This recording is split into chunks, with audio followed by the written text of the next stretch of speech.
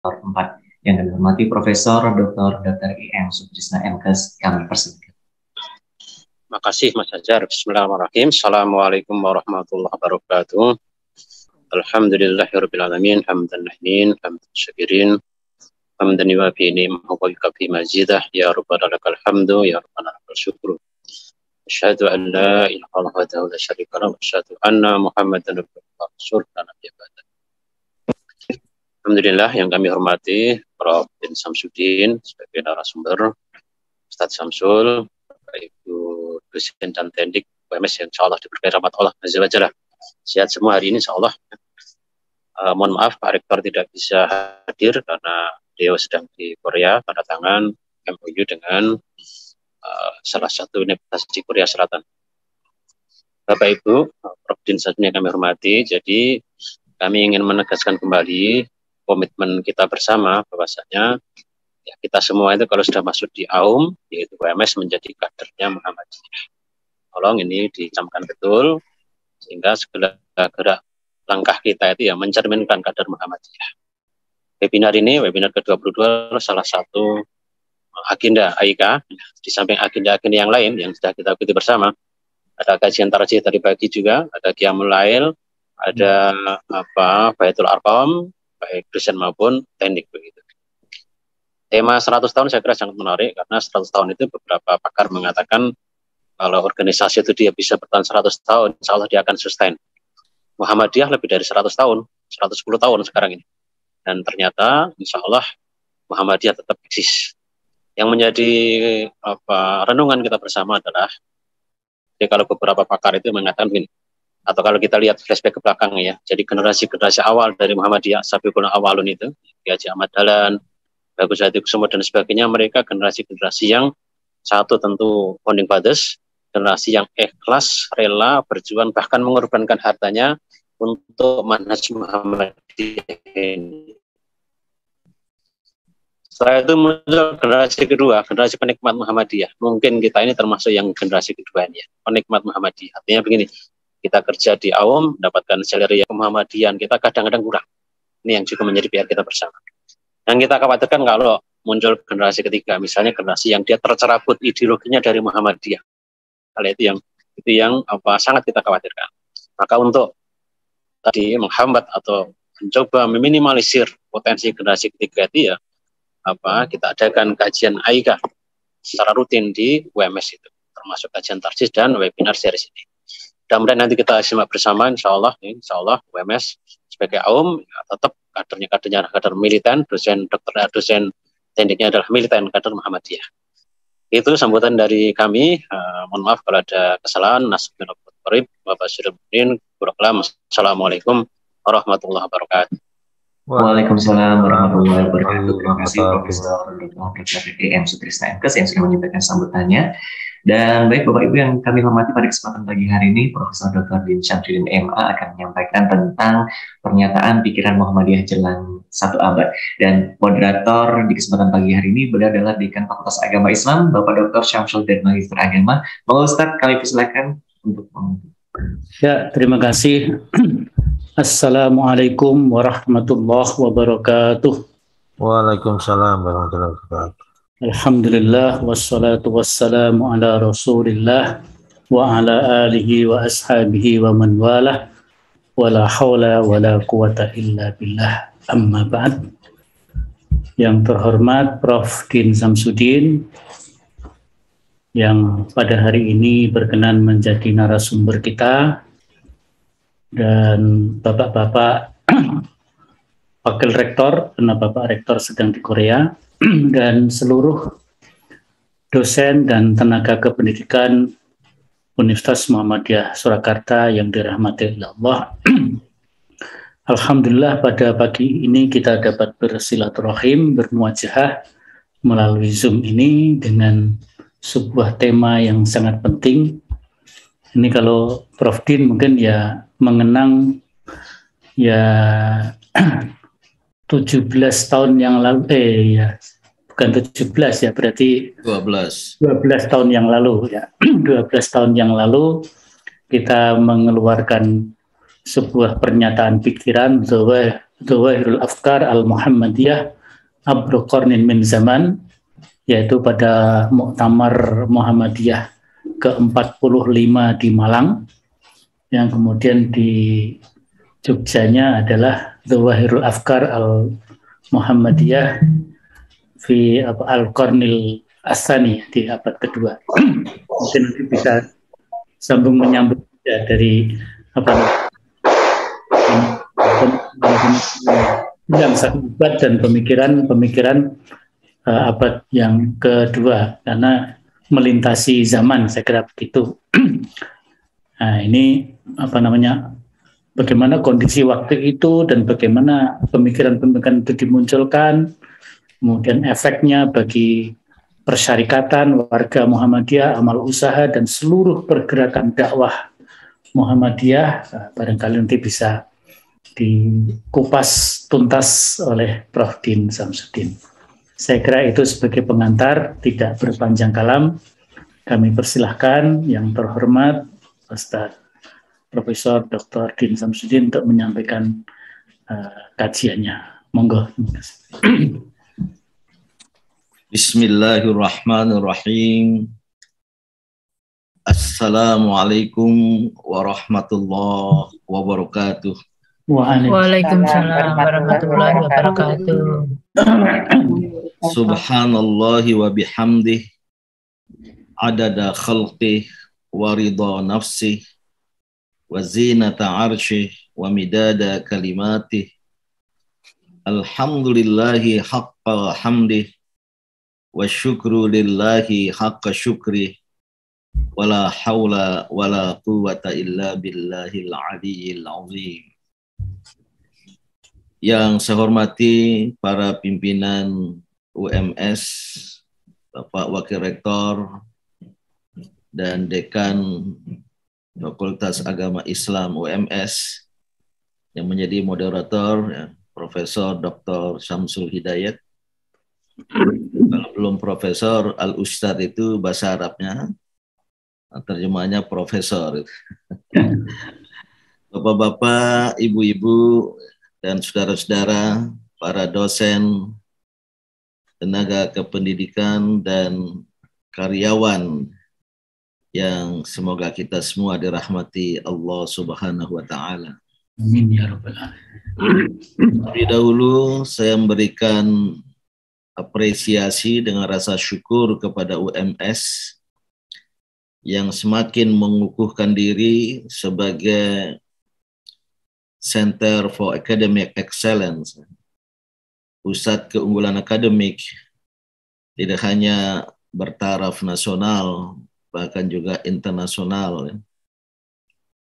Dan juga ya, secara khusus, ya, saya sangat menghargai ya, upaya dan langkah UMS untuk membina, mendidik ya, segenap sivitas akademika, ya, baik dosen, tenaga kependidikan maupun karyawan, untuk ya, lebih dan semakin memahami dan menghayati gerakan dakwah Muhammadiyah.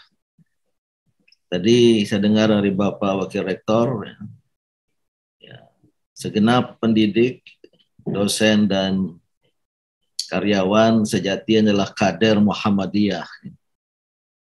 Mungkin tidak harus kader, tapi dalam pengertian harus menjadi aktivis dakwah Muhammadiyah. Karena kita sedang berada dalam kapal besar yang berlayar untuk dakwah pencerahan, maka segenap yang terlibat di dalamnya, baik pimpinan, mereka yang mendapat amanah jabatan di persyarikatan maupun anggota yang berada di amal-amal usaha seperti halnya perguruan tinggi harus menjadi aktivis dakwah Muhammadiyah.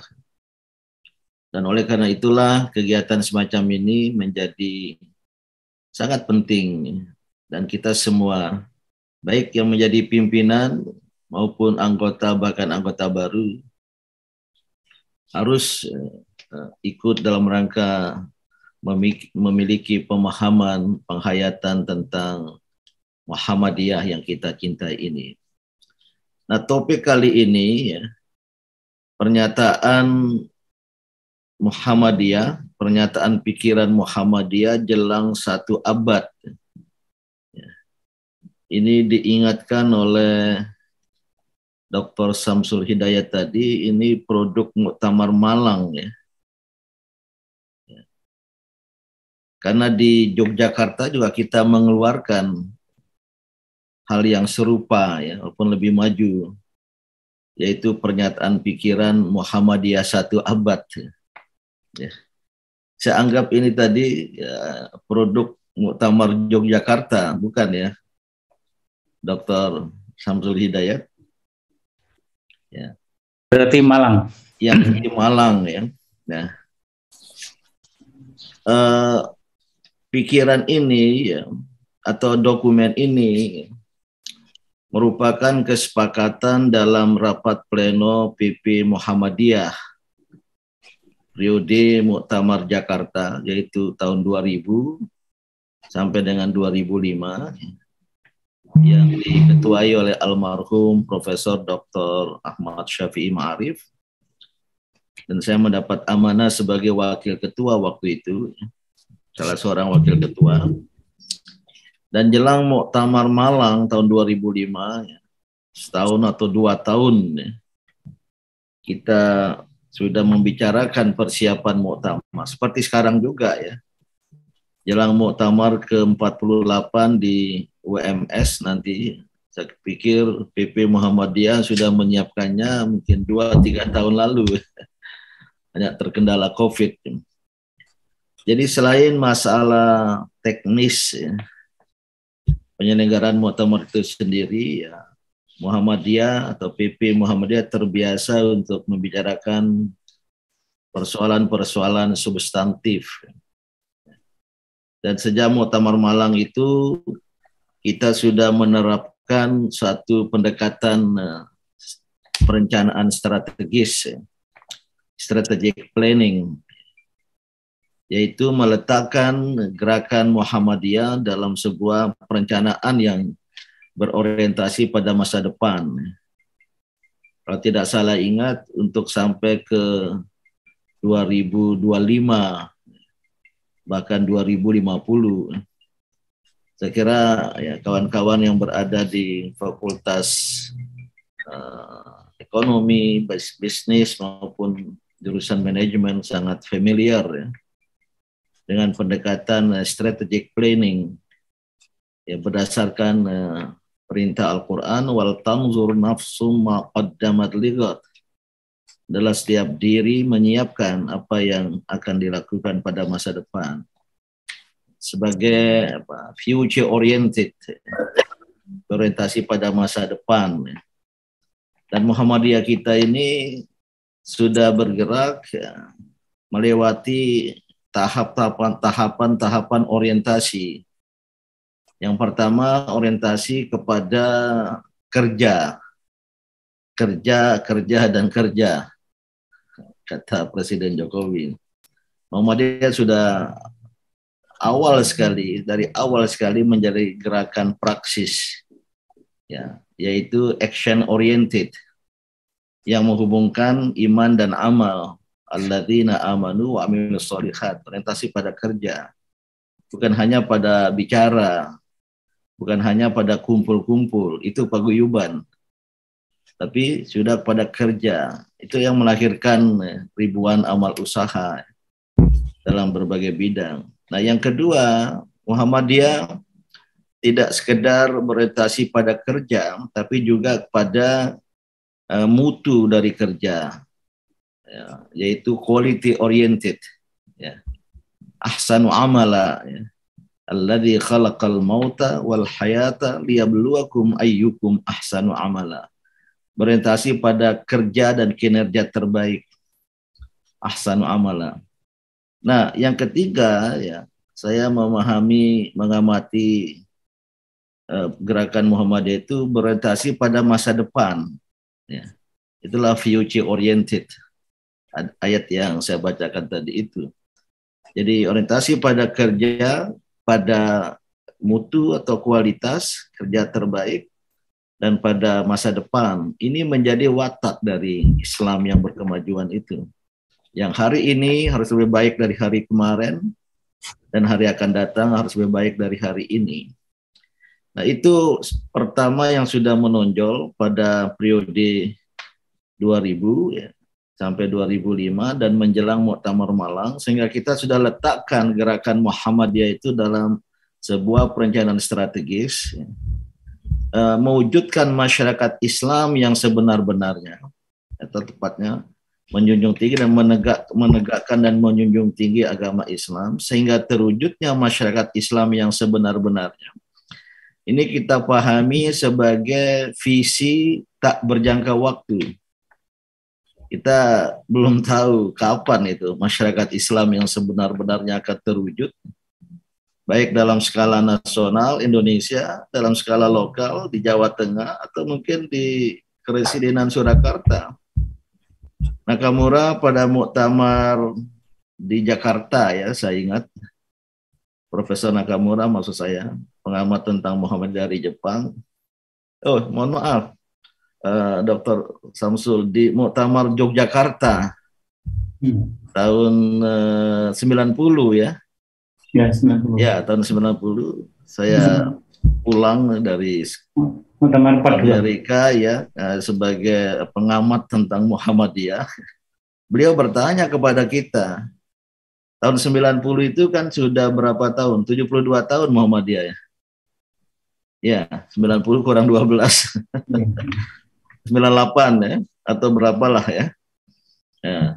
Beliau bertanya sebagai pengamat, tolong tunjukkan kepada satu cabang saja ya, dari Muhammadiyah yang kira-kira sudah mendekati pencapaian Muhammadiyah.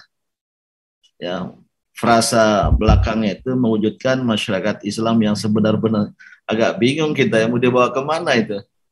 Bawa ke Kauman, katanya di Jogja cabang yang pernah dipimpin oleh Pak Busyra Muqaddas, apa Nitian ya. Nitian. Nah, atau jangan-jangan dibawa ke Solo ya. Sebuah cabang di mana ya, kalau di Jakarta belum ada itu sepengetahuan saya, atau ke Pekalongan ya, gelitik kita.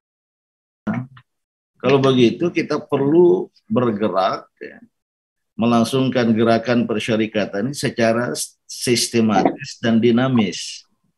Itulah gerakan al-haroka, gerakan lebih dari sekedar organisasi. Organisasi itu sudah cukup baik, yaitu suatu organisasi perkumpulan yang berbasis pada sistem. Ya, ada mekanisme, prosedur. Ya, kapan ya, pimpinan harus diganti, kapan pimpinan lembaga harus diganti gitu. Itu di tempat lain nggak ada itu. Mohon maaf, nggak apa-apa di tempat ini. Kayak Haji Hashim Muzadi dulu pernah bertanya ya, sampean gimana kok bisa ya, pimpinan universitasnya harus diganti setelah 5 tahun, boleh 2 periode, atau kepala sekolah.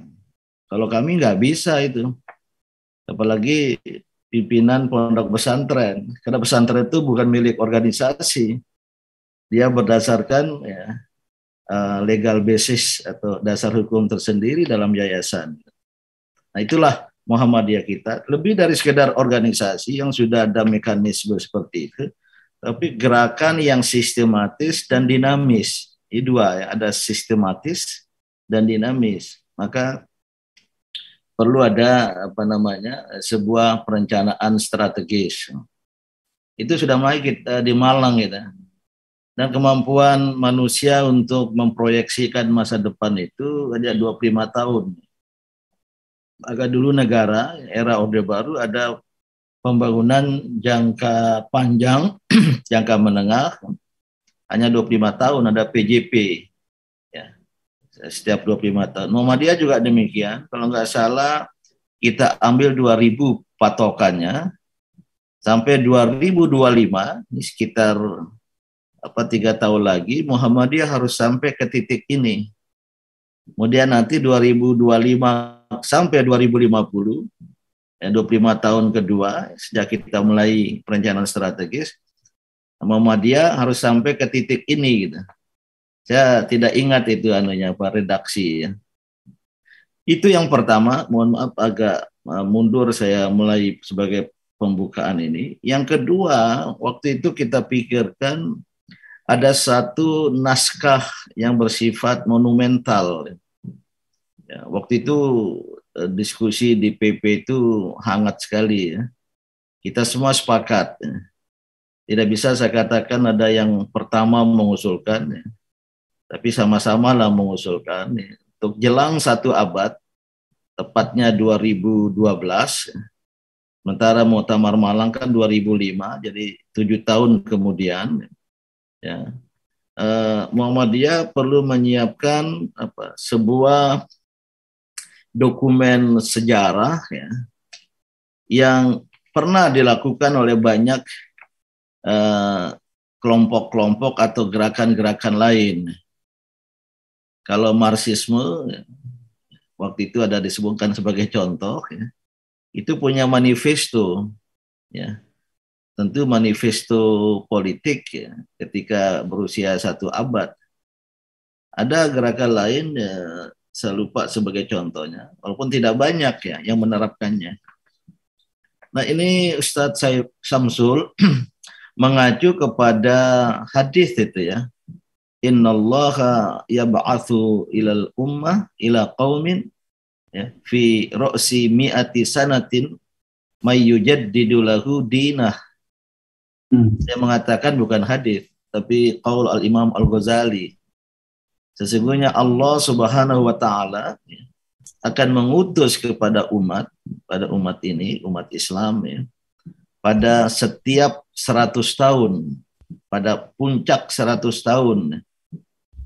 Siapa? May yujaddidu lahu dinah.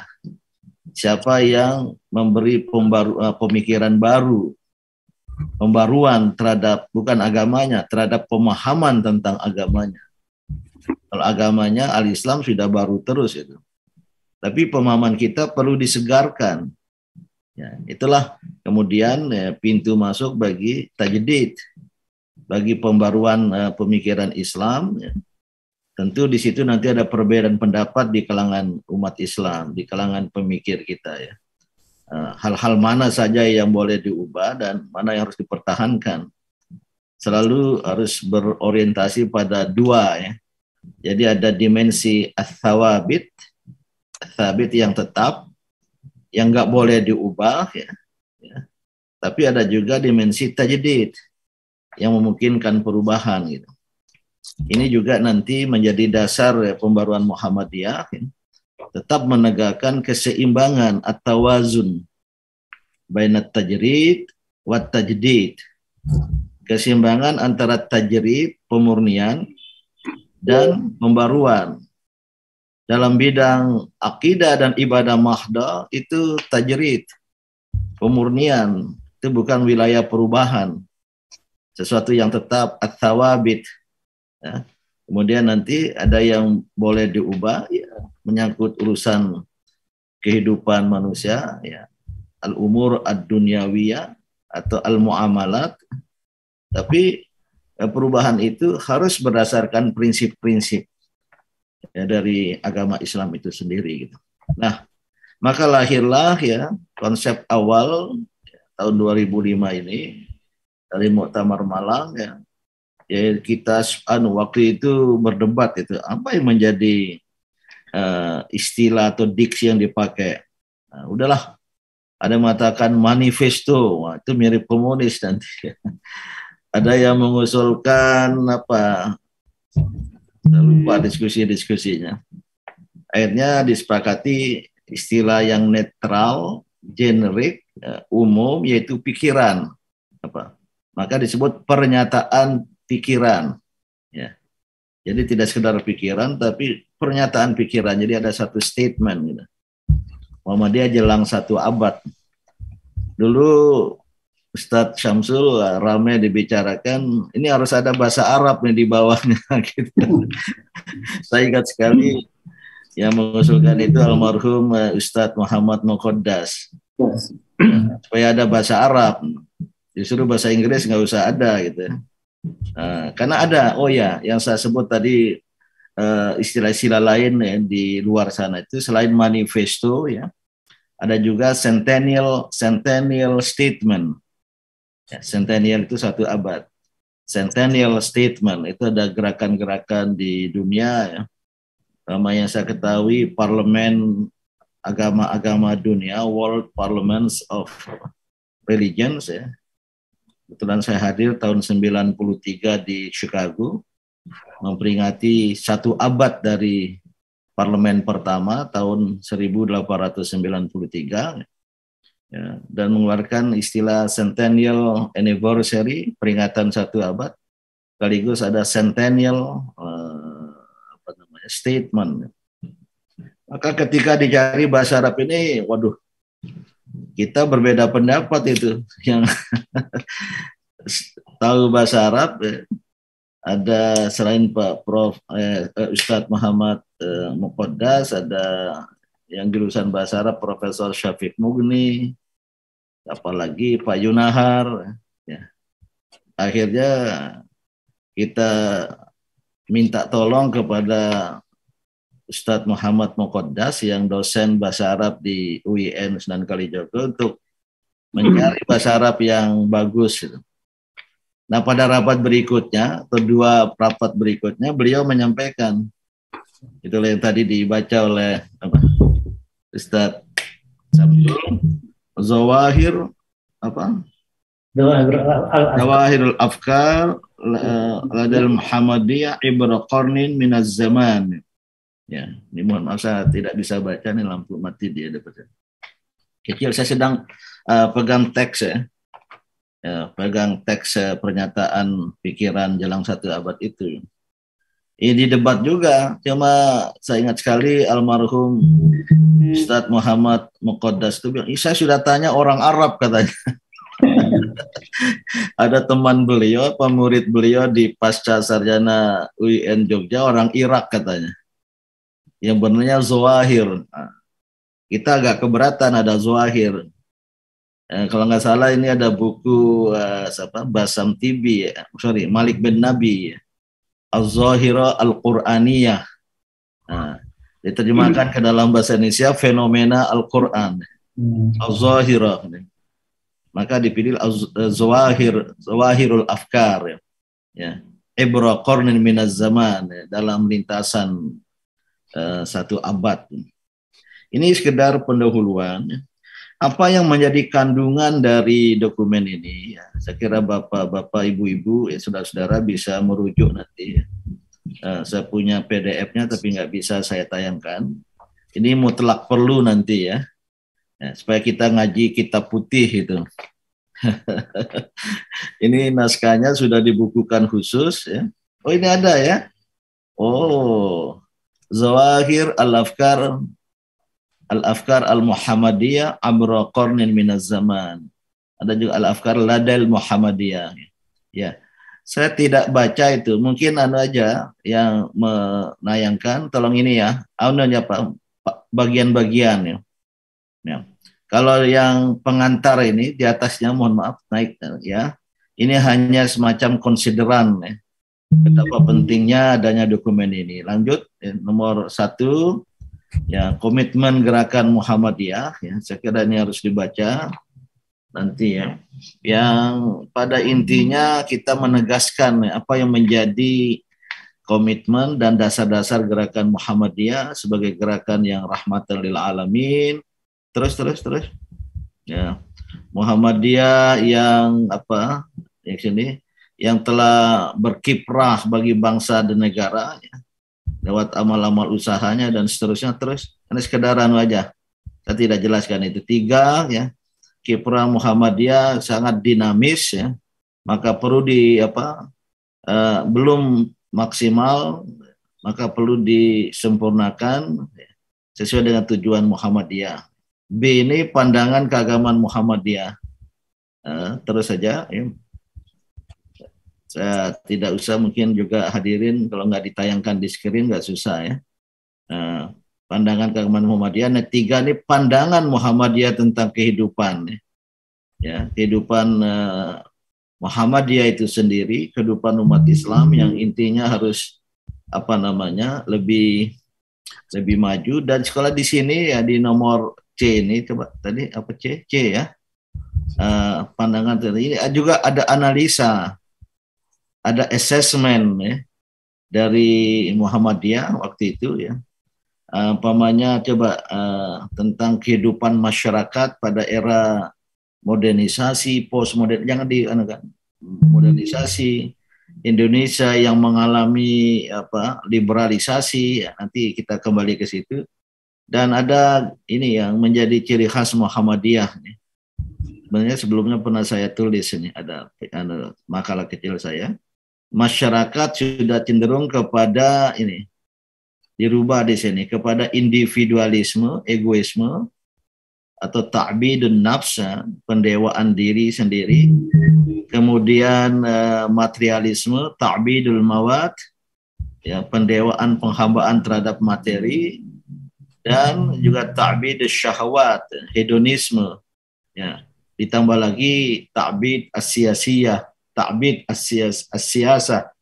Ya, ini sebuah pengamatan kita, kesimpulan kita tentang gejala sosial, khususnya di kalangan umat Islam yang sudah terjebak kepada 3 atau 4 tadi isme, ya, yang lebih bersifat pendewaan diri, ya, individualisme, materialisme, hedonisme, dan yang keempat itu ada tambahan yaitu pendewaan terhadap kekuasaan, ya. Ini yang dalam pandangan Muhammadiyah beda tipis dengan syirik. Jadi asyirk, ya, tidak hanya kita memahakuasakan, mendewakan selain Allah dalam arti sebagai pusat atau alamat peribadatan kita, tapi ada orientasi pendewaan seperti individualisme, seperti materialisme, hedonisme, yang menjadi gejala dari masyarakat modern itu, ya, kita anggap sebagai sebuah tantangan dakwah. Baru bagian D, ya, tanggung jawab kebangsaan dan kemanusiaan. Nah, mohon perhatian, Muhammadiyah sejak waktu itu, ya, sudah berorientasi pikirannya kepada kemanusiaan, ya. Selain kebangsaan, kemanusiaan. Kalau di kalangan lain, ya, khususnya NU mengembangkan tingkatan ukhuwah Islamiyah, al-ukhuwah al-Islamiyah, ada al-ukhuwah al-wataniyah kebangsaan, ada al-ukhuwah al-insaniyah, persaudaraan kemanusiaan atau al-basyariyah. Nah, Muhammadiyah lebih dari sekedar itu, ya, berorientasi kepada pentingnya, ya, Muhammadiyah, umat Islam, ya, berorientasi pada kemanusiaan, karena agama ini dihadirkan, ya, untuk kemaslahatan manusia. Yang istilah sekarang, ya, mungkin nanti pada muktamar yang akan datang, kemanusiaan universal, karena itu sudah mulai muncul jangan dinaikkan dulu, mulai muncul di muktamar Jogja atau juga muktamar Makassar, ya. Jadi dimensi atau gatra perjuangan Muhammadiyah, ya, bersifat lokal, ya, umat Islam, bangsa Indonesia lebih luas, dan juga berorientasi kepada kemanusiaan universal. Sehingga tema muktamar ke-48 nanti itu memajukan Indonesia dan mencerahkan semesta. Nah, semesta ini manifestasi dari kemanusiaan universal. Silakan diturunkan lagi. Ini D, kalau nggak salah bagian terakhir, ya. Nanti saya akan kembali ke situ, ya. Terus sampai akhir. 1, 2, 3, 4, 5 ini yang terakhir. Oleh karena itu, ya, apa agenda dan langkah kita ke depan, gitu.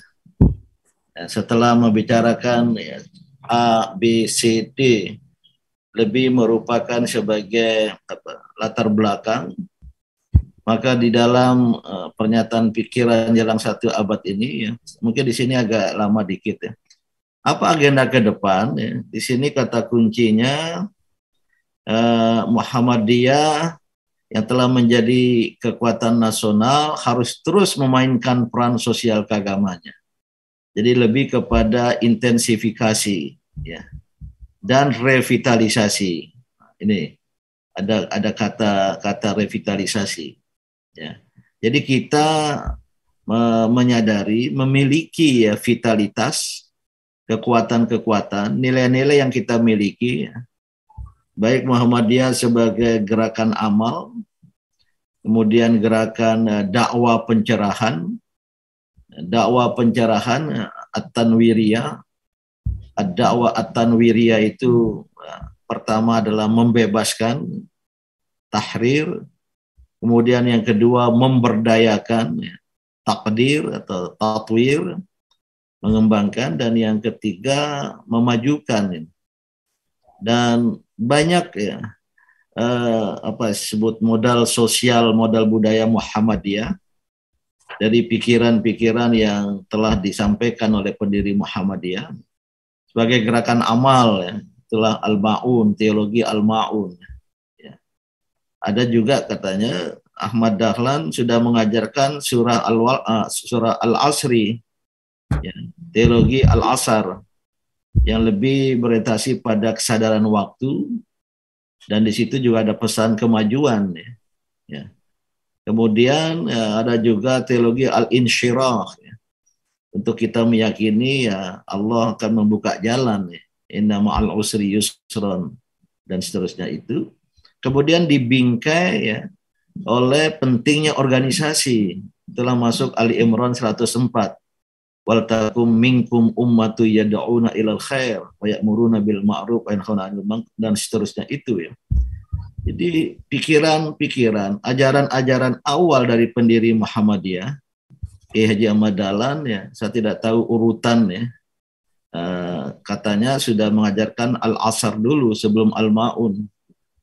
Setelah 3-4 bulan ngajar Al-Ma'un belum ada penjelmaan ya, baru beliau melangkah ke surat-surat lain. Al-Asri, surat Wal-Asri, Al-Ma'un, dan Al-Insyirah. Ya. Alam nasyrah laka sadrak. Baru kemudian ya menjelang pendirian Muhammadiyah ya muncullah wal takum minkum ummatu yad'una ilal khair ila akhiril ayah. Nah, ini nilai-nilai dasar ya. Maka oleh karena itu ya setelah 1 abad kita melihat ya, nilai-nilai dasar itu masih relevan, masih penting, karena memang itulah ajaran Islam. Maka yang perlu diadakan, coba dinaikkan, naikkan di atas tadi nomor 1, nah, turun. Nah, ada istilah ini, mohon maaf ini, revitalisasi. Jadi yang perlu dilakukan ke depan ini revitalisasi gerakan. Ya. Juga berikhtiar untuk menjalankan peran-peran baru yang dipandang lebih baik dan lebih bermaslahat bagi kemajuan peradaban. Ini kalimat ini kata kunci ini. Jadi kita tidak melakukan sebuah perubahan yang radikal, yang fundamental, memotong rediks itu akar, ya. Memotong akar tunjang yang sudah kita miliki. Karena kita menyadari, memahami, masih relevan. Tapi yang diperlukan sekarang ya dengan tantangan tadi ya, penghambaan diri, materi, dan hasrat badani, syahwat, dan lain sebagainya. Tantangan dakwah Islamiyah, adanya arus liberalisasi, tiada lainnya Muhammadiyah melakukan revitalisasi dan membuka diri terhadap peran-peran baru. Jadi ini kerja. Pemahamannya itu ya, bukan kepada hal-hal baru, tapi peran-peran baru yang dipandang lebih baik dan lebih bermaslahat. Al-aslah ya. Mungkin al-muhafazah alal qadimi sholih wal ijad bil jadidil aslah. Nah, ini saya usulkan perubahan kaidah itu. Melihara yang baik-baik dari masa lampau ya.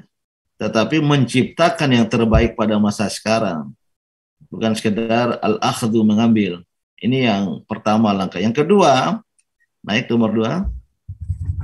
Nah, Ini terkait dengan politik ya, agar tetap sebagai gerakan dakwah, gerakan kebudayaan, cultural movement, tidak terjebak pada politik praktis kepartean ya, yang bersifat jangka pendek, yang syarat konflik kepentingan.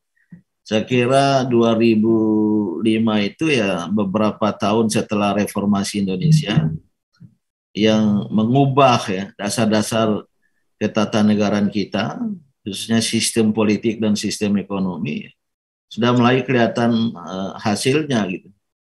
Dan oleh karena itu ya multi party system yang berjangka pendek ini yang kemudian dikoreksi ya. Kita harus tetap kepada khitah ujung pandang ya, tahun 71 yang berbunyi Muhammadiyah tidak memiliki hubungan organisatoris dan struktural, atau dibalik, hubungan struktural dan organisatoris, serta tidak berafiliasi dengan partai politik manapun. Ini dipegang teguh nih khitah ujung pandang nih. Pak Syamsul waktu Muktamar Makassar, pidato iftitah saya sebagai ketua umum mengajukan 3 opsi hubungan Muhammad dengan politik, termasuk opsi ya tidak beranjak dari khitah ujung pandang maka menjadi khitah Makassar. Ini bukan untuk ujung pandang, khitah Makassar kalau salah istilahnya. Walaupun khitah Makassar ini ya, tahun 71 bahwa Muhammadiyah tidak memiliki hubungan struktural dan organisatoris serta tidak berafiliasi dengan partai politik manapun, ya, pada Tanwir di Denpasar, ini kalau nggak salah berlanjut 2003 di Mataram, ya, ada penajaman ya, bahwa walaupun demikian Muhammadiyah tetap menjalankan politik kebangsaan yang khitah Makassar ini tidak terjebak pada politik kepartean, power politics, yang berjangka pendek dan syarat konflik kepentingan. Nah, pada khitah Denpasar 2002 saya ingat ya, dan mungkin di sini ditampilkan secara proaktif menjalankan peran dalam pemberantasan korupsi, penegakan supremasi hukum, memasyarakatkan etika berpolitik, pengembangan sumber daya manusia, penyelamatan lingkungan hidup dan sumber daya alam, memperkokoh integrasi nasional, membangun karakter dan moral bangsa, serta peran-peran kebangsaan lainnya yang bersifat pencerahan. Jadi tetap berpolitik, tapi politik nilai, politik amar ma'ruf nahi mungkar, dan terutama memperkuat hal-hal tadi itu gitu. Dan sambil memperkuat diri sebagai civil society, masyarakat madani. Jadi mengukuhkan diri sebagai masyarakat madani yang lebih kuat itu. Yang ketiga, ini lebih kepada langkah aja ya. Kata kunci pada yang ketiga ini agar Muhammadiyah sudah mulai ya, merambah ke dalam pergaulan internasional dan dunia Islam. Ya. Memang ya sejak tahun 2000-an itu saya ingat ya, kita Muhammadiyah ini sering diundang ya, ke kegiatan-kegiatan internasional baik di dunia Islam maupun di luarnya ya, dalam bentuk konferensi, seminar gitu. Nah, oleh karena itu Muhammadiyah tidak bisa bersikap pasif ya. Apalagi banyak masalah di dunia Islam. Ada masalah saudara-saudara kita di Thailand Selatan, di Filipina Selatan, di Kashmir, waktu itu di Bosnia, sudah juga muncul masalah di Kosovo ya, antara Bosnia, Serbia.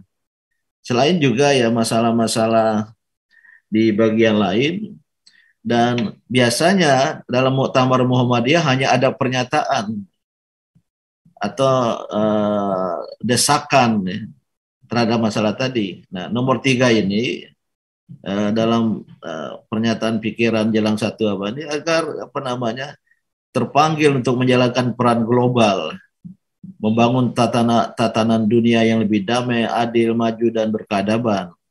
Ini dasar dari internasional global ya, supaya jangan ada lagi perbedaan pendapat tentang awal Ramadan, awal Syawal ya, dengan menghadirkan para ahli dan para pakar waktu itu. Namun ya tidak ada kesepakatan ya, untuk ada global Islamic calendar itu ya. Dan peran-peran lain termasuk peran untuk konflik di Indonesia, di dunia menjadi khairu ummah, menjadi umat yang terbaik. Bapak Ibu dan saudara-saudara ya, saya tidak perlu jelaskan kembali hal-hal sebelumnya, tapi inilah sistematika logika yang ada di dalam pernyataan pikiran Muhammadiyah jelang 1 abad. Mulia adanya, baik adanya ya, sebagai organisasi modern ya, memulai langkahnya memasuki 1 abad. Ini jelang ya. Nanti ada dokumen kedua yang lebih applicable ya pada pernyataan pikiran Muhammadiyah 1 abad yang dibicarakan di Muktamar Muhammadiyah berikutnya di Yogyakarta tahun 2010. Yang paling penting sebelum saya akhiri, dokumen-dokumen semacam ini oleh organisasi, oleh pimpinan Muhammadiyah disiapkan secara serius. Ya. Ini ada tim terdiri dari para pakar Muhammadiyah. Ya. Seingat saya selalu Prof. Haidar Nasir itu ditunjuk jadi ketua tim. Ya. Tapi saya sangat-sangat intensif mengikuti diskusi-diskusi.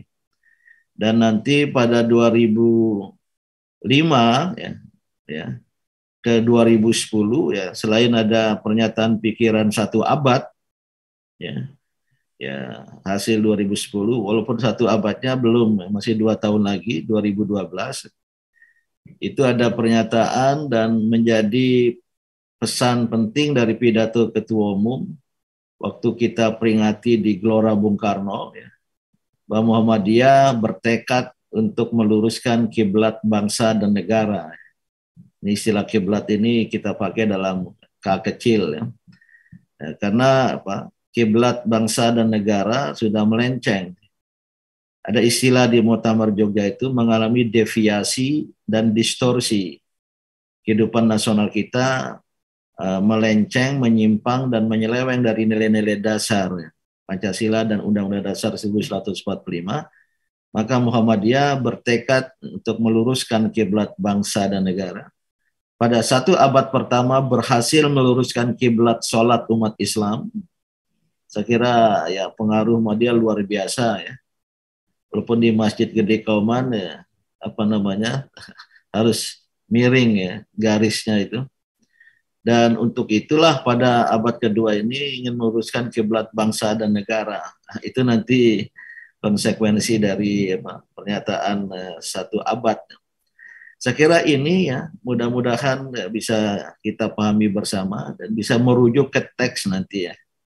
Saya tadi lebih banyak memberikan pemahaman dan tafsir terhadap teks dengan sedikit latar belakang. Mungkin jika ada tanggapan, pertanyaan, jika ada waktu saya menyediakan itu. Terima kasih. Wassalamualaikum warahmatullahi wabarakatuh. Waalaikumsalam warahmatullahi wabarakatuh.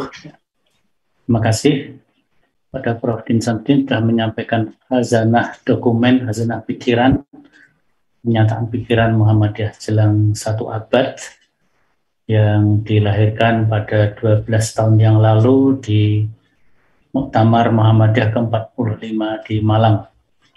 Nah, ini ada beberapa pertanyaan lewat chat ini. Betul 17 tahun, Prof. 17 tahun ya. Iya betul. 17 tahun betul. Karena ini Muktamar Solo mundur 2 tahun. Iya. Nah, ini ada pertanyaan dari Pak Kuswaji, Fakultas Geografi. Oh, ini kok lain ini, chat lain ini. Bentar. Mungkin dibacakan aja, Prof. Saiful, Iya. Prof. Samsul. Saya bacakan. Bentar. Karena linknya, ini Pak Kuswaji. Tanya Prof. Gitu. Oh, silakan Pak. Ya, yang punya baca sendiri. Silakan Pak Jumadi. Ya, baik, saya bacakan, saya asistennya Prof Kuswaji. Tanya Prof, isu kekuatan oligarki dalam jalannya pemerintahan nyata adanya. Bagaimana Muhammadiyah ke depan dalam merumuskan program kerja nasionalnya bisa menganulir, setidaknya mengurangi pengaruh tersebut, karena butuh radikal dan fundamental, karena melawan penyandang uang yang mayoritas masyarakat masih butuhkan. Politik belum bisa hilangkan. Sebenarnya pada dokumen berikutnya ya, pernyataan pikiran 1 abad di Muktamar Yogyakarta tahun 2010, termasuk rekomendasi muktamar itu sendiri dalam bentuk program kerja sudah ada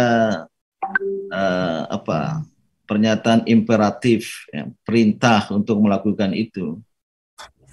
Bahwa Indonesia yang mengalami, ini istilah saya kerusakan, ya, atau istilah agak sedikit halus dari Muhammadiyah di Yogyakarta nanti, kemudian setelah Malang itu, ya, terjadi deviasi dan distorsi, ya, penyelewengan dan penyimpangan kehidupan nasional dari nilai-nilai dasar, ya, khususnya dalam bidang ekonomi, ya, yang sistem dan praktek ekonomi nasional Indonesia, ya, jika dikaitkan dengan sila kelima Pancasila, keadilan sosial bagi seluruh rakyat Indonesia, ataupun pasal 33 Undang-Undang Dasar 1945, ya, walaupun sudah dimasuki pikiran liberalisme ekonomi, ya, tapi ada nilai-nilai dasar yang masih tertinggal, ya.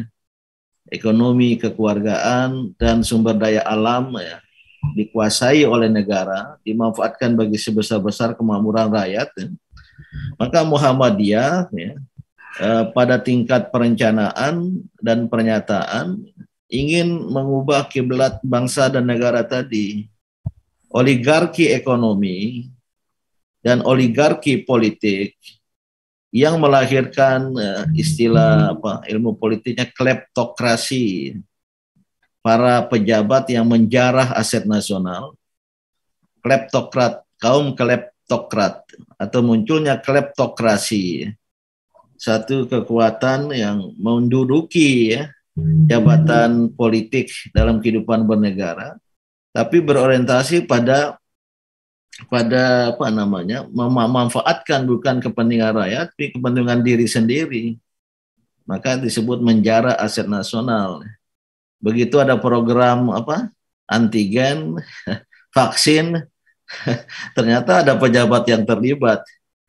Sayang memori kita pendek, ya. Setelah 2 pekan hilang gitu, nggak ingat lagi kita. Nah, sekarang fokusnya ke FS, ya. Tapi tahu-tahu bulan depan hilang lagi itu. Hiruk pikuk soal FS.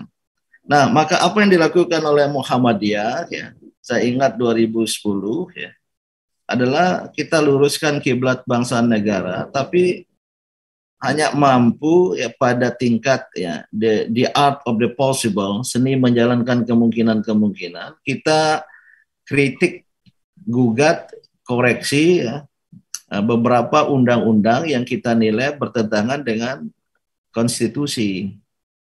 Keputusan Muktamar Jogja ada menyebut sejumlah undang-undang itu.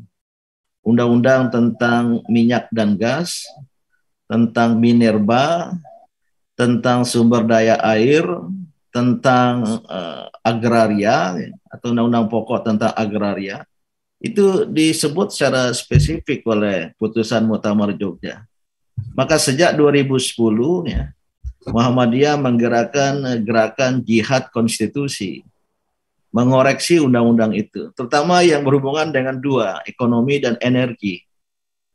Nah, itu yang dilakukan oleh Muhammadiyah. Saya kira ini tidak terlepas dari inspirasi dokumen yang sedang kita bahas ini, pernyataan pikiran Muhammadiyah jelang 1 abad, dan pernyataan pikiran Muhammadiyah 1 abad, dan program persyarikatan tapi itu baru muncul 2010 di Muktamar Jogja. Yang bisa kita lakukan jihad konstitusi, membuat satu undang-undang, tapi melelahkan sekali. Saya ingat sekali itu, satu undang-undang bisa 6 bulan sampai 1 tahun. Padahal kajian tim Muhammadiyah mengundang orang-orang luar ya. Ada Rizal Ramli kita undang, ada Dr. Kwek Kianji, Muslim kita undang, Sanuddin Nursi, Qurtubi, segala macam. Menyimpulkan ada 115 undang-undang selama era reformasi yang bertentangan dengan konstitusi. Ketika kita JR, Judicial Review, menggugat ke Mahkamah Konstitusi, satu undang-undang itu hampir setahun.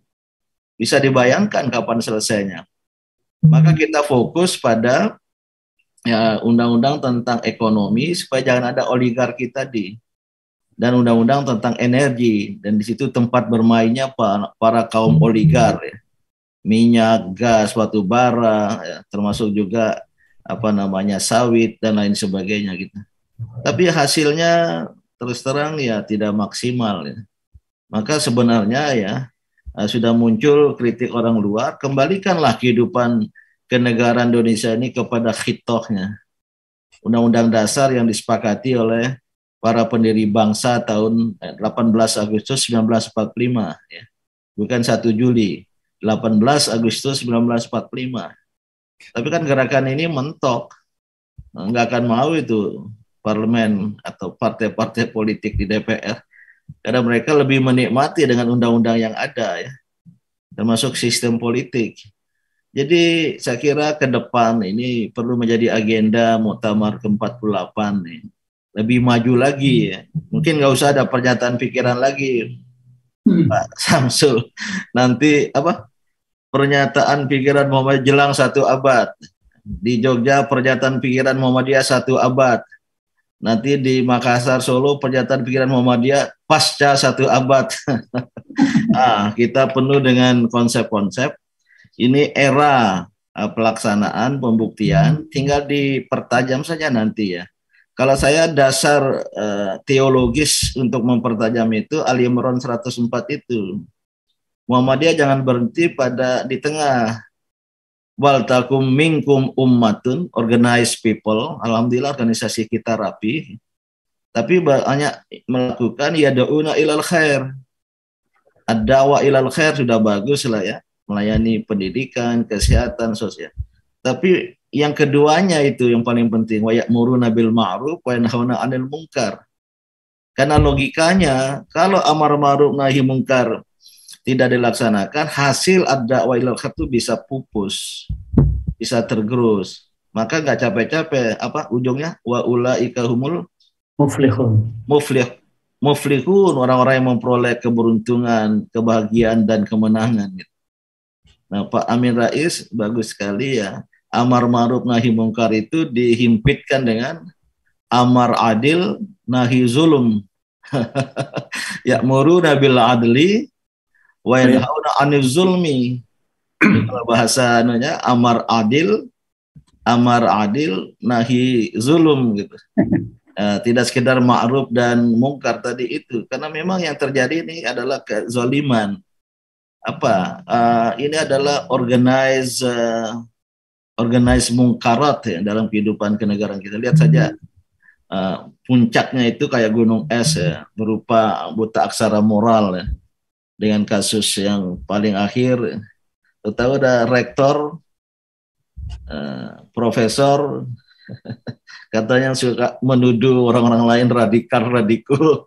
Dia tertangkap OTT. Bahwa dia wakil ketua sebuah organisasi Islam ya, wallahu alam, saya nggak tahu itu. Yang sampai terjadi di Muhammadiyah. Terima kasih.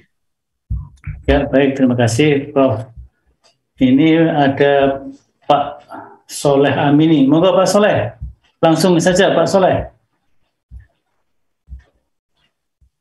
Pak Soleh Amini, psikologi. Kalau enggak saya bacakan. Ini beliau orang Sragen, jadi pakai bahasa Jawa awalnya. Saja. Nuwun sewu Prof. Bila bisa dikira-kira seberapa besar pengaruh Muhammadiyah dalam perjalanan kehidupan bangsa dan negara Indonesia ini.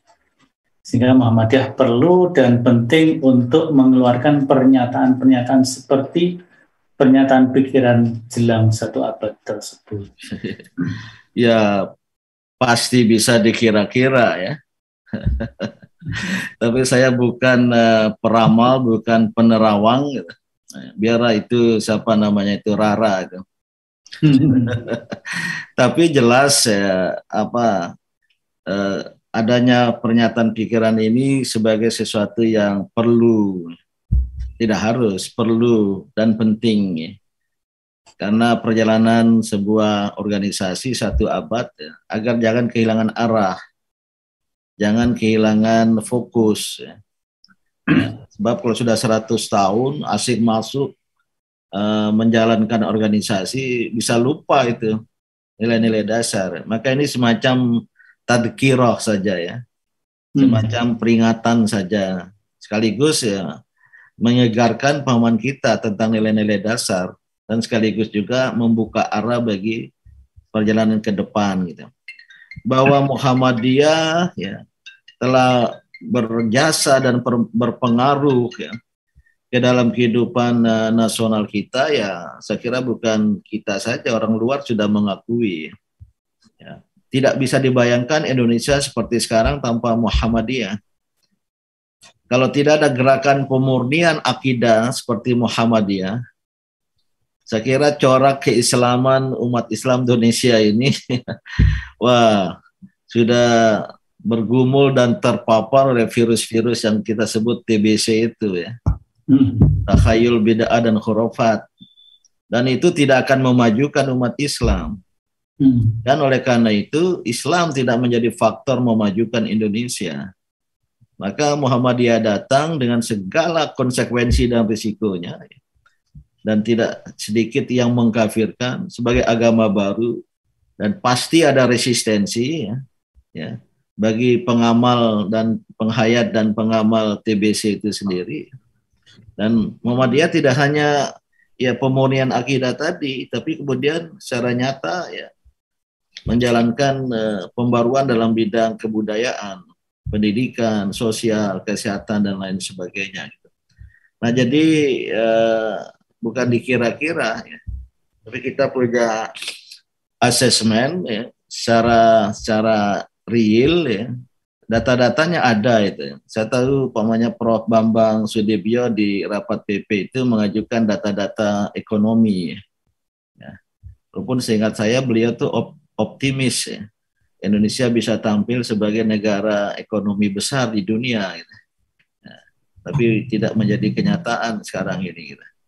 Dan lain sebagainya. Jadi bukan sesuatu yang berawal dari vakum ya. Ya, dan tanpa data, jadi ada datanya. Ya, walaupun realitas sekarang ini perlu kita cermati, amati, mungkin juga sudah mengalami perubahan yang lebih keras itu apa namanya? Kalau Muhammadiyah itu tanwir mencerahkan, tapi gerakan penggelapan ini lebih kencang gitu. Terutama karena menguasai aset nasional dan menguasai pusat dan proses pengambilan keputusan nasional itu politik gitu. Sehingga ya gerakan-gerakan sosial yang melakukan kritik sosial, amar ma'ruf nahi munkar ini kadang-kala tidak mempan. Maka perlu ditingkatkan kalau mungkin kaulan layyinan ya ucapan yang lembut nggak mempan, naikkan lagi kaulan syadidan. Ungkapan yang keras, bila perlu kaulan thaqilan atau apa yang ada di atas itu Ustadz Samsul. Amar ma'ruf nahi munkar itu ekspresinya. Ya, sekarang ini kan ya sebagian kita ada yang meneriakan itu. Tapi gerakan-gerakan sosial kemasyarakatan di kalangan umat Islam kadang-kadang tidak berdaya. Saya tahu persis ya. Karena pernah mengemban amanat sebagai Ketua Dewan Pertimbangan MUI ya, bersama ormas-ormas Islam yang lain, ada yang nyaris putus asa melihat dan menghadapi tembok besar ini gitu. Tapi kalau kencang-kencang katanya nanti ditangkap gitu. Nah, kalau sudah hubud dunia wa karahiyatul maut, ya kita tidak bisa. Saya kira bukan dikira-kira, tapi berdasarkan data real, data driven. Tinggal yang mungkin perlu kita kritisi, apa langkah ke depan. Kalau saya tidak sekedar revitalisasi, tapi sudah ke arah intensifikasi, atau apa istilah Inggris yang mempertajam dan memperkeras. Ya. Jadi ibaratnya kita pukul paku itu harus lebih tajam, lebih keras lagi gitu. Tapi tetap bil hikmah ya. Wal mau'izatil hasanah. Wallahu a'lam. Ya, baik. Terima kasih. Ini ada yang raise hand, monggo dipersilahkan Bu Yuliani. Bu Yuli, silakan. Kenapa moderator yakin itu perempuan, Ibu? Ya, ini Bu Yuliani Prasetyaningrum dari psikologi. Oh, karena Yuliani ya. Silakan Bu, di unmute. Oh iya, baik, terima kasih Inji. Assalamualaikum warahmatullahi wabarakatuh, Prof. Iya, menarik sekali yang tadi disampaikan dan betul keprihatinan kita semua jadi melihat kondisi negeri ini saat ini. Nah, sebetulnya politik itu tidak kotor gitu, Nji. Tetapi yang kotor adalah orang-orang yang bermain politik. Apalagi sekarang ini begitu mengkhawatirkan ya kondisi perpolitikan di negeri ini bahwa lain-lain gitu. Sementara kita sendiri Muhammadiyah itu sepertinya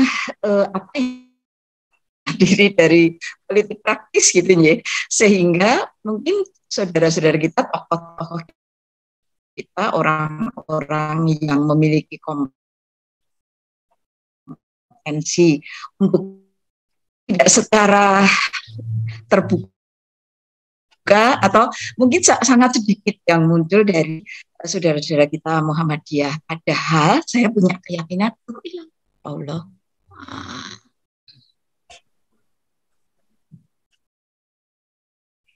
Agak putus-putus ya. Ya, mungkin sekilas yang bisa ditangkap monggo. Ya. Ya, saya dapat memahami ya. Walaupun belum disebutkan karena ini berhubungan dengan peran politik ya. Memang peran politik atau politik itu adalah bagian yang tak terpisahkan dari kehidupan manusia, dari kebudayaan, menjadi salah satu apa yang disebut dengan cultural universal, aspek-aspek kebudayaan, sosial, ekonomi, politik, ilmu ya, filsafat, seni budaya dan lain sebagainya. Dan pada kenyataannya di Indonesia, politik ini mungkin menjadi akibat dari aspek-aspek lain, ekonomi umpamanya, tapi juga bisa menjadi sebab yang menimbulkan, mempengaruhi kehidupan aspek lain kemudian. Dan Indonesia sekarang ini mengalami kerusakan, lebih berada pada tataran struktural, kerusakan struktural pada struktur kehidupan berbangsa bernegara, terutama dengan adanya perubahan Undang-Undang Dasar 1945 yang kemudian membuka jalan bagi undang-undang di bawahnya, dan lebih rusak lagi ketika diterjemahkan ke dalam peraturan pemerintah dan ke dalam kebijakan-kebijakan pemerintah, terutama yang berada pada wilayah kehidupan ekonomi, yaitu penguasaan aset nasional. Ya, masa segelintir orang 1% menguasai lebih dari 60% aset nasional. 4 orang kaya, Taipan, hartanya sama dengan harta 100 juta rakyat miskin. Dan seterusnya, dan seterusnya. Apalagi sekarang muncul aspek baru, yaitu aspek eksternal, global, sejalan dengan perubahan geopolitik dan geoekonomi dunia. Maka at the end, pada akhirnya nanti, in the long run, kalau ini tidak segera ada perubahan, ya apa yang disebut dengan keruntuhan Indonesia itu bukan sesuatu yang mustahil. Atau paling tidak, Indonesia tetap ada by name, tapi sudah berubah wajah, sudah berubah pijakan, dan umat Islam yang merupakan bagian terbesar dari bangsa ini, yang besar jasanya bagi penegakan negara ini, ya wujuduhu ka'adamihi. Nah, politik Islam akan menjadi, istilah saya mengutip bahasa Arab, wa ma baqiyat illa ismuha wa ma baqiyat illa rasmuha, tak tersisa kecuali nama, tak tersisa kecuali kerangka. Nah, mengapa ini terjadi? Saya kira ya, bukan saya kira, saya yakini aspek liberalisme dan liberalisasi politik itu yang telah merusak Indonesia ini. Kita telah menerapkan paham demokrasi liberal. Saya tidak anti demokrasi, tapi kemudian demokrasi liberal, demokrasi tanpa nilai, yang semula tidak ada ya di dalam kosakata di Undang-Undang Dasar 1945, bahkan di Pancasila, dalam hal pemilihan umum dan pemilihan presiden dilangsungkan secara demokratis. Nah, mulai muncul ini pikiran luar demokrasi ini. Padahal pikiran dasar bangsa Indonesia, sila keempat itu, kerakyatan yang dipimpin oleh hikmah kebijaksanaan dalam permusyaratan perwakilan, penuh dengan diksi keislaman, kerakyatan ar-ra'iyah.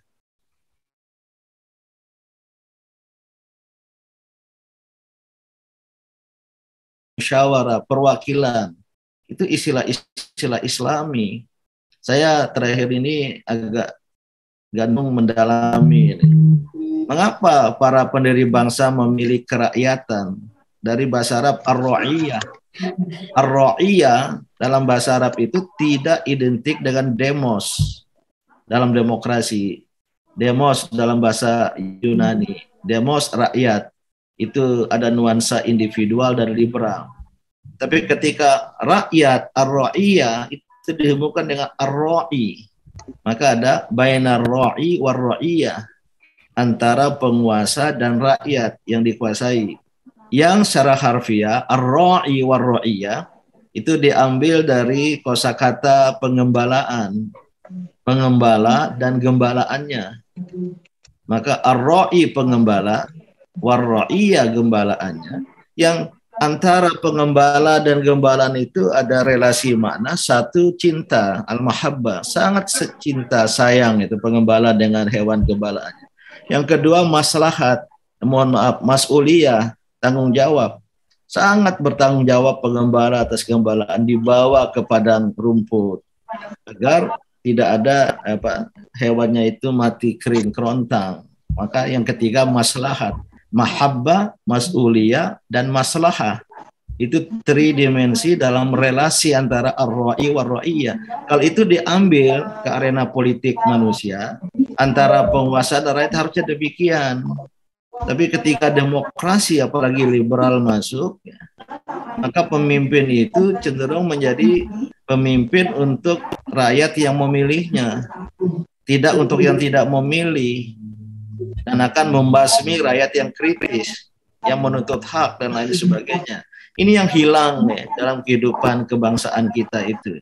Kalau mau pakai demokrasi boleh ya, tapi mungkin demokrasi teistik ya, yang berketuhanan ya. Apalagi Pancasila ada ketuhanan yang Maha Esa gitu. Maka ya ringkas Ibu, kalau mau tatanan kehidupan kebangsaan kita ini bagus, kembalikan ke hitoknya. Lihat rancang bangun para pendiri bangsa terhadap negara Indonesia itu disenggakan oleh Majelis Permusyawaratan Rakyat, macam ahlul halli wal aqdi dalam pemikiran politik Islam. Tapi dibuka ya kepemilihan bebas, direct election, 1% one vote, ya seorang kiai sama dengan santrinya suaranya, padahal la yastawil ladzina ya'lamun wal ladzina la ya'lamun. Ini pangkal, dan kemudian memudahkan adanya unsur politik uang, apalagi ada oligarki, dan inilah sekarang yang mendiktikan politik Indonesia. Dan umat Islam tidak berdaya. Partai-partai Islam dan partai-partai berbasis bahasa Islam tiarap. Lihat saja perilaku mereka jelang Pilpres yang masih 2 tahun lagi itu ya, dan seterusnya itu.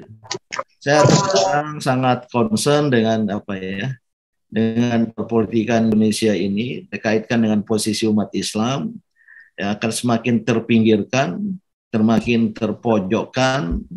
Nah, kita sudah terpuruk secara ekonomi, dan ada gelagat ketika politik berkuasa, pihak yang dominan ingin memotong akar tunjang Islam di Republik ini, ingin menghilangkan jejak Islam ya, dalam sejarah Indonesia. Maka beberapa hari lalu saya bicara di pembukaan Kongres Umat Islam Sumatera Utara bersama Pak Amin Rais, juga ada hadir di sana ya. Harus kembalikan, ada jas merah kata Bung Karno, jangan sekali-kali melupakan sejarah, iya, tapi juga jas hijau. Jangan sekali hapus jasa ulama, hilangkan jasa ulama. Ini luar biasa. Islam ya, yang besar jasanya. Saya sedang kumpulkan data-data, Mas Samsul. Ternyata yang mengusulkan proklamasi yang terjadi itu Kiai Muhammadiyah itu. Tolong UMS teliti sejarah beliau ya, Kiai Haji Abdul Mukti, bukan Mukti yang sekretaris umum sekarang. Itu ulama Muhammadiyah di Madiun. Oh iya, betul. Ya, kakeknya kawan saya Pandu yang menjadi KPK dulu itu. Dia menulis secara tertulis kepada Bung Karno agar Indonesia nanti diproklamasikan, sebenarnya bukan 17 Agustusnya, 9 Ramadan 1364 Hijriah, hari Jumat, bulan puasa. Kebetulan ya bertepatan dengan atas Abdul Mukti. Ada yang nulis skripsi atau tesis, bila perlu disertasi tentang peran ya. Tertulis, saya sedang menunggu dari Profesor Mansur Suryanegara. Silakan UMS undang beliau itu IMM dulu di Bandung itu. Sudah agak tua sekarang ya, menulis buku Abi Sejarah. Profesor Mansur Suryanegara dari Unpad ya. Yang mengusulkan warna bendera merah putih ulama lain, pendiri Al-Khairat, Habib Salim Al-Jufri, ya, kakek dari Ketua Dewan Syuro PKS sekarang itu. Katanya, menurut cerita, berkembang di kalangan NU, beliau pernah bertemu dengan Hadratus Syekh Kiai Haji Hashim Asy'ari, ya. Beliau bermimpi bertemu dengan Nabi Muhammad SAW dan mengusulkan bendera Indonesia merah putih. Wah, luar biasa. Kalau benar, tapi beliau mengusulkan bendera merah putih itu. Logo Garuda itu oleh Sultan Hamid II, Sultan Hamid Al-Qadri, Sultan Pontianak. Beliau ditunjuk resmi ketua tim untuk memutuskan lambang negara. Ada 2 proposal, 2 usul. Selain dari beliau, yang kedua dari Muhammad Yamin. Tapi karena usulan Muhammad Yamin ada mataharinya, tidak diterima, takut nanti dikaitkan dengan Jepang. Khawatir kemerdekaan Indonesia pemberian Jepang gitu. Padahal jangan-jangan Muhammad Yamin mengaitkan diri dengan Muhammadiyah ya. Matahari Muhammadiyah. Maka akhirnya yang dipilih usulan Sultan Hamid II Al-Qadri Pontianak. Walaupun katanya beliau ketua tim, ketua panitia, di bawahnya itu merah putih, pita merah putih, diganti dengan Bhinneka Tunggal. Ini peran-peran yang saya kira tidak kecil ya. Apalagi ini yang sedang saya amati. Negara ini tidak terlepas dari kerelaan 73 sultan Islam. Sultan dari kekuasaan Islam dari Aceh hingga Ternate Tidore yang menyerahkan diri dengan sukarela demi republik ini gitu. Jadi jangan hapus jejak sejarah seperti itu gitu. Nah, ini politik Ibu Yuliani yang saya kira jawabannya harus politik. Nah, terakhir ini karena cukup ya Pak Samsul. Ini saya melihat ada 2 pendekatan ini. Kemarin saya sampaikan di Kongres Umat Islam di Medan sana itu. Satu, jalan revolusi. Ini kawan-kawan saya di kami kayak Egy Sujana itu. Ya. Dan dianggap oleh pakar hukum itu konstitusional. Asalkan people's power-nya itu mendesak MPR, DPR. Ya, jadi bukan untuk impeachment gitu, ansih, tapi lewat lembaga konstitusi. Silakan kalau ada yang berpikir demikian, ya, tentu harus banyak hal yang harus dipertimbangkan. Yang kedua, jalur konstitusi. Ya, jalur ya udah berjuang mati-matian di parlemen sana supaya ada perubahan. Itu tidak mudah dan tidak murah ya. Terutama lewat jalur partai politik. Yang ketiga ya, ormas-ormas masyarakat madani seperti Muhammadiyah tetap saja mengukuhkan diri sebagai gerakan kontrol sosial, gerakan amar ma'ruf nahi mungkar. Dan saya kira Muhammadiyah sudah bagus seperti ini. Nggak usah dikait-kaitkan, tidak berafiliasi dengan partai politik manapun. Tapi warga Muhammadiyah harus punya literasi politik. Kalau tidak, kita akan menjadi korban permainan politik kelompok lain. Gitu. Ini sudah terlalu luas penafsiran dari pernyataan pikiran Muhammadiyah Jelang 1 Abad. Saya sangat senang sekali dapat bertukar pikiran dengan Bapak, Ibu, dan saudara-saudara semua. Mungkin akan lebih senang kita bisa berdialog secara tatap muka. Insya Allah pada muktamar nanti. Saya berterima kasih lewat kesempatan ini pada pimpinan UMS telah menyetujui untuk bekerjasama dengan lembaga yang saya pimpin, CDCC, Center for Dialogue and Cooperation Among Civilization, untuk bersama dengan seorang mitra di Kuala Lumpur menyelenggarakan nanti jelang muktamar The 8th World Peace Forum, Forum Perdamaian Dunia yang ke-8.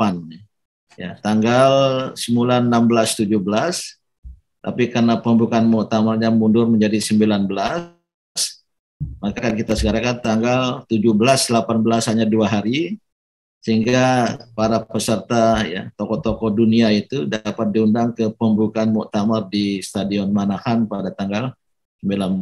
Ya. Kita akan bahas tentang human fraternity and the middle path, persaudaraan kemanusiaan dan jalan tengah wasatiyat untuk dunia yang peaceful, just and prosperous world, untuk dunia yang damai, adil, dan sejahtera. Gitu.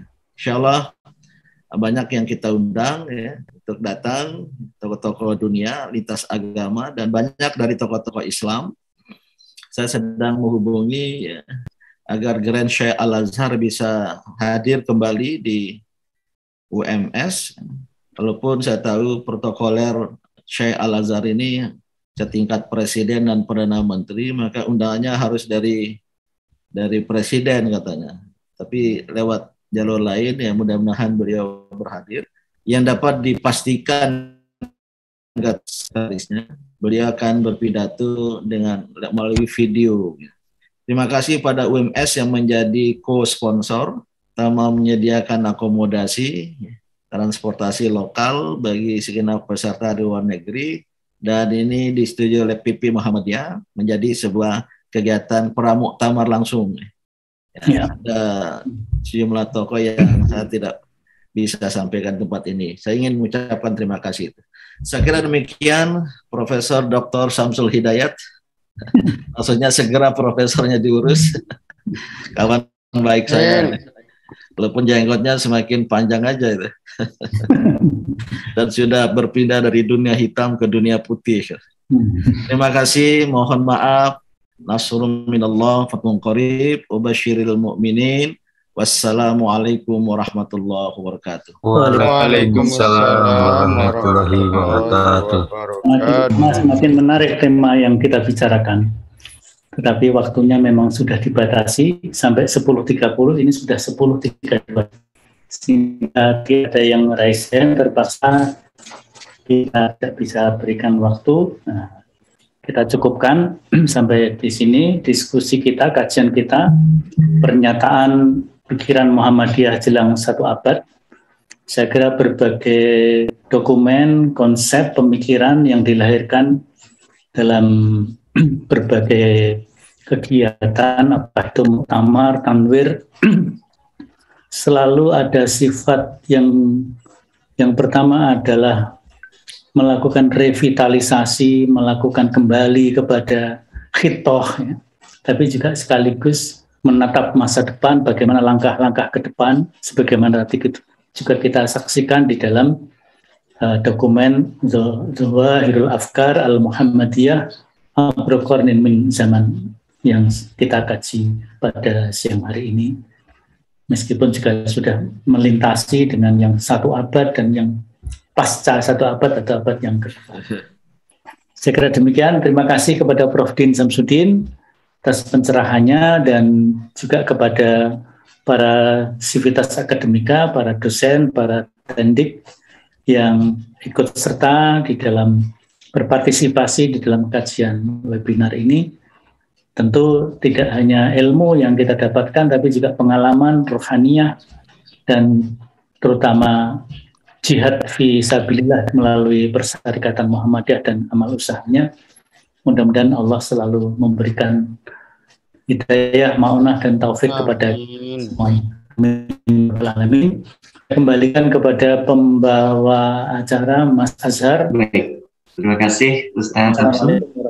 Waalaikumsalam warahmatullahi wabarakatuh. Terima kasih Ustaz Samsul selaku moderator kesempatan pagi hari ini dan juga kepada Prof. Din yang sudah menyampaikan materi pada kesempatan pagi hari ini.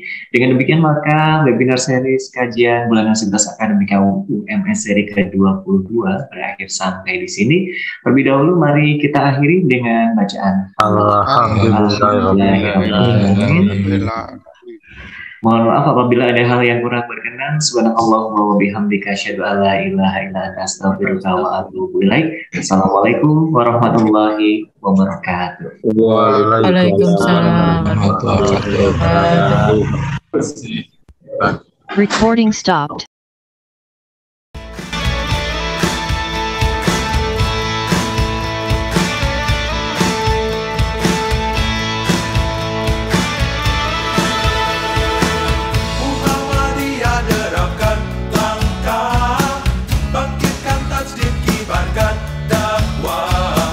Amal usaha jalan